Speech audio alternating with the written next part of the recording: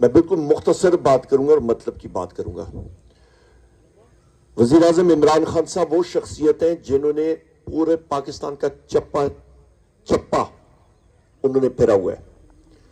ان کے ساتھ ایک بار بیٹھا ہوا تھا تو ایک صاحب آئے اور انہوں نے شمالی وزیرستان کے ایک گاؤں کے بارے میں بات کی کہ یہ شخص وہاں کا ہے.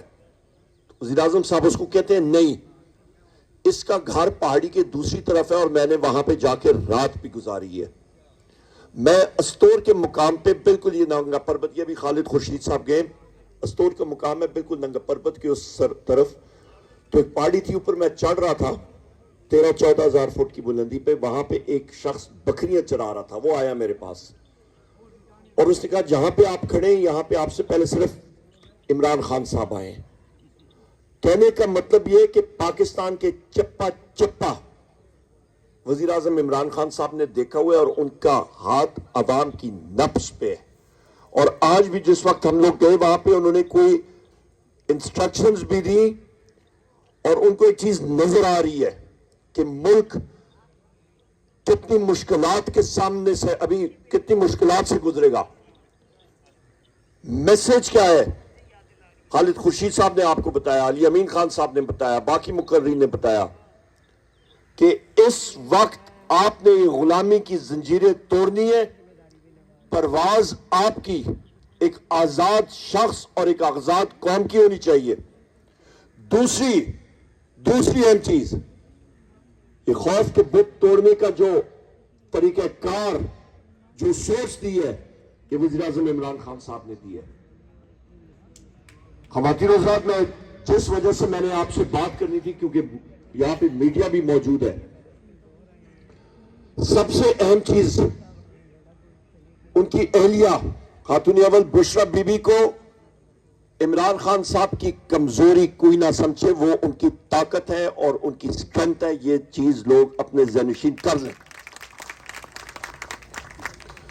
بشرا بی بی کو زیر حراست رکھا ہوا ہے. ان کو ایک چھوٹے سے کمرے میں بند کر کے رکھا ہوا ہے. ان کو زہر دیا گیا ہے. ان کی ابھی ہمارے وکلاء حضرات اور کئی لوگوں کی ملاقات وہاں پہ ہوئی ہے. گیسٹرک ایشوز ان کے پہلے کبھی تھے ہی نہیں، ابھی آنے شروع ہو گئے. بی پی لیول ان کا ایلیویٹڈ ہے.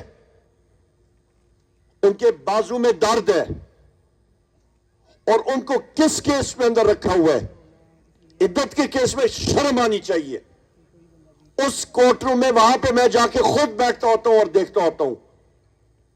جو پروسیکیوشن کا وکیل ہے رضوان عباسی، اس کے پاس کیس ہے ہی نہیں. آئیں بائیں شائیں کر کے کبھی ایک تاریخ لینا، کبھی دوسری تاریخ لینا.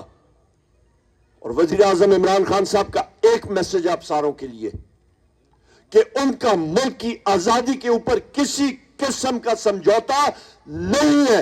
وہ ایک آزاد مملکت خداداد پاکستان چاہتے ہیں جس میں آزاد لوگوں کی سوچ ہو، نہ کہ غلامانہ سوچ ہو. اور آپ سب نے، خواتین و حضرات، آپ نے عمران خان صاحب کے ساتھ کھڑے ہونا ہے اپنے آنے والی نسلوں کے ساتھ.